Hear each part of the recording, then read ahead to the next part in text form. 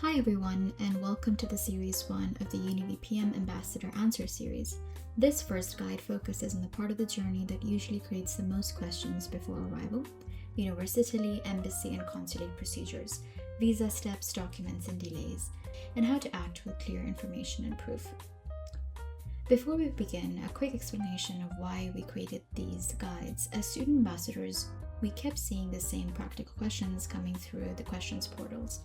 So we grouped them into 3 answer series. Series 1 covers Universitaly, embassy, and visa steps. Series 2 moves into enrollment, accommodation, and late arrival. Series 3 focuses on arrival in Italy and everyday student life. The idea is simple. Instead of searching through many messages, you can start with the series that matches your current situation. In about 10 minutes, this guide should help you do 4 things. First, identify the correct call for your situation. Second, understand who actually owns the issue you are facing: the UNIVPM, the embassy, or consulate, or another office. Third, protect your evidence by saving the right documents and messages before something becomes urgent. And fourth, ask better questions. A clear question with dates, your ID, and the relevant proof is much easier to answer than a general message saying that something is wrong. So which call applies to you? The first thing to check is which call actually applies to you, because the same deadline does not apply to every applicant. The 4th call runs from 1st to 31st July 2026. At the time of this video, we will probably be past this date for the listed non-EU visa applicants, covering free access and restricted access programs. The 5th call runs from 15 July to 5th November 2026 for EU or equivalent students and non-EU students already resident in Italy. Visa students are included. They're only for restricted access programs. Always confirm your exact program notice and the current admission page before acting. So the student roadmap, it helps to think of an admission as a chain rather than one single approval.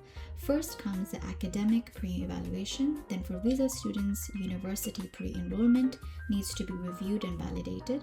After that, the embassy or consulate decides the study visa.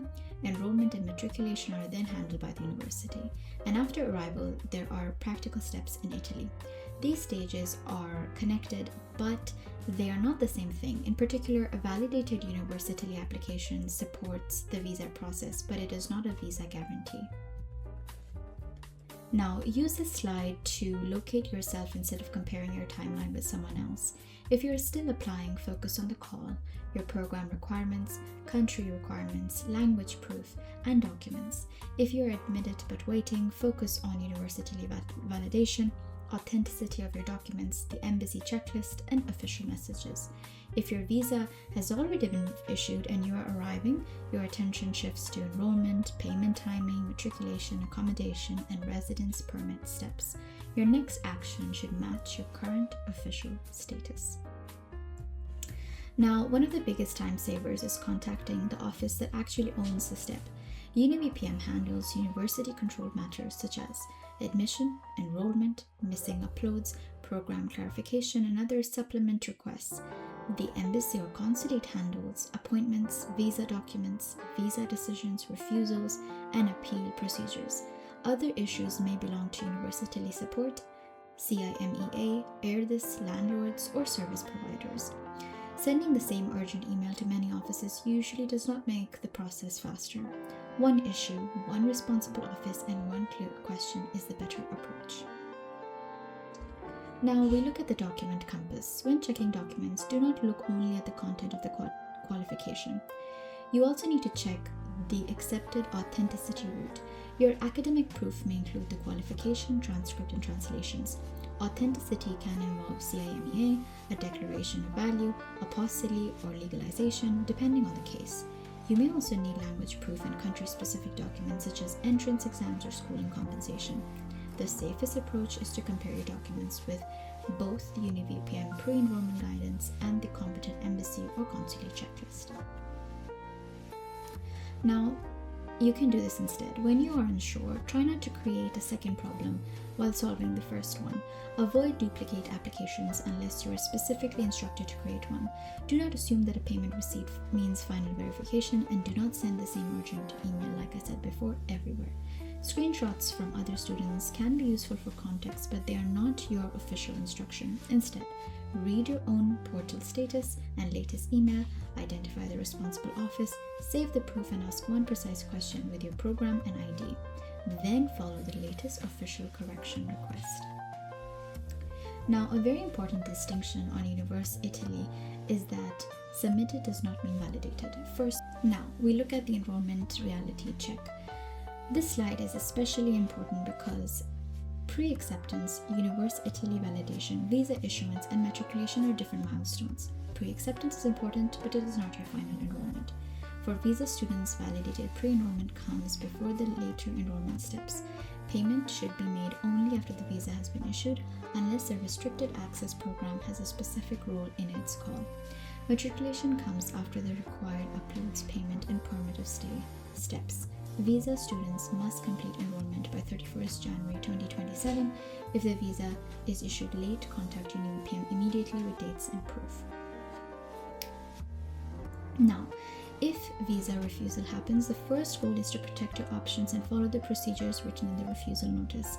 Read the reason carefully, check the appeal or remedy instructions, respect the stated deadline, and keep every official message and document. Also, be careful about assumptions. UNIVPM cannot simply overturn a visa decision, and you should not assume that a second semester route to retained admission or a new visa application is automatically available. The next step needs to come from the official visa office procedure and the rules that apply to your specific case. Now, before you press send, when you need to contact an office, make the message easy to assess.